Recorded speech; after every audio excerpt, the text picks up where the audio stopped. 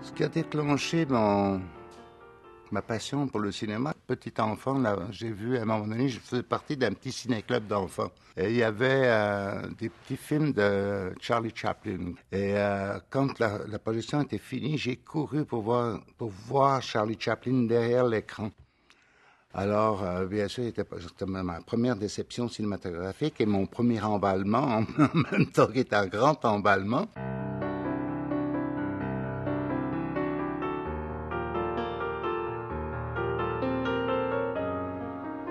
En 1961, l'Office national du film m'engage. Il y a un bonhomme qui est là, qui fait son premier film. Il s'appelle Gilles Carle. Il dit, veux-tu monter mon film? Je dis, mais avec plaisir. Et là, un jour arrive Michel Brault. Il me dit, veux-tu monter mon film avec Pierre Perrault? Pierre Perrault et moi, on fait un film sur l'île aux Coudres. On n'avait pas le nom à ce moment-là, mais qui est devenu Pour la suite du monde. Et voilà, j'ai réellement trouvé ce que je cherchais. C'était, la vie était là. J'étais heureux dans ce métier-là d'une façon absolument incroyable.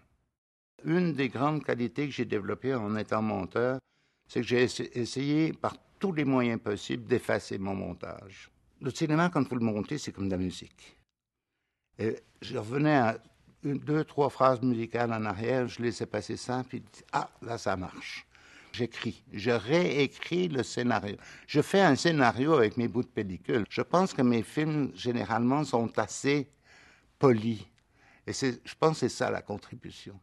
J'ai fait 120 films à l'Office à peu près, mais pour très peu de réalisateurs. J'ai toujours monté pour les mêmes personnes. J'ai monté une dizaine de films pour Gilles Carle. J'ai monté une dizaine de films pour Marcel Carrière. J'ai monté une dizaine de films pour Jacques Godbout. J'ai monté 5-6 films pour Georges Dufault. D'ailleurs, ils sont tous dans les prix du Québec. Tous ces gens avec qui j'ai travaillé sont dans le prix du Québec. Sauf que moi, comme monteur, je ne me voyais pas rentrer dans ce club-là.